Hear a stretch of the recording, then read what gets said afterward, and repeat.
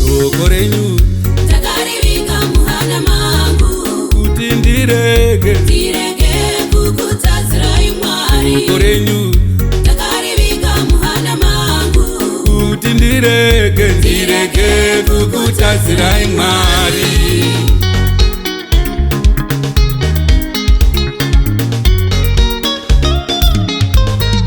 Shoko raMwari parichaparidzwa iwe tererawo wotora manzwi weza mumwoyo mako. Shoko raMwari parichaparidzwa iwe tererawo wotora manzwi weza mumwoyo mako. Shoko raMwari parichaparidzwa iwe tererawo wotora manzwi weza mumwoyo mako. Shoko renyu takarivika muhana mangu kuti ndirege kukutadzirai Mwari. shoko renyu takarivika muhana mangu kuti ndirege kukutadzirai Mwari. shoko renyu takarivika muhana mangu kuti ndirege kukutadzirai Mwari.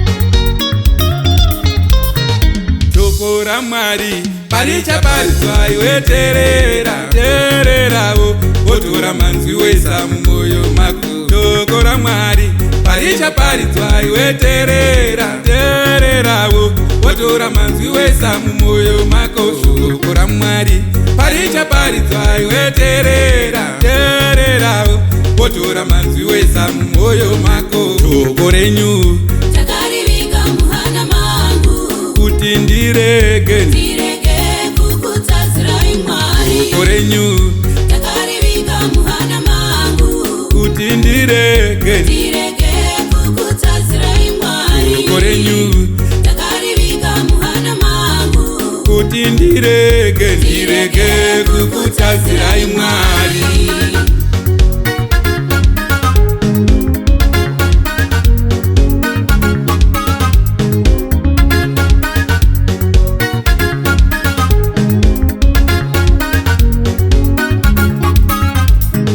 Vafundisi pavachaparidza iwe tererawo wotora manzwi weza mumwoyo mako. Vafundisi pavachaparidza iwe tererawo wotora manzwi weza mumwoyo mako. Vavhangeri pavachaparidza iwe tererawo wotora manzwi weza mumwoyo mako. Vavhangeri pavachaparidza iwe tererawo wotora manzwi weza mumwoyo mako. Vaparidzi pavanoparidza iwe tererawo wotora manzwi weza mumwoyo mako. Shoko raMwari parinoparidzwa iwe tererawo wotora manzwi weza mumwoyo mako. Shoko renyu takarivika muhana mangu kuti ndirege kukutadzirai Mwari. shoko renyu takarivika muhana mangu kuti ndirege kukutadzirai Mwari. shoko renyu takarivika muhana mangu kuti ndirege kukutadzirai Mwari.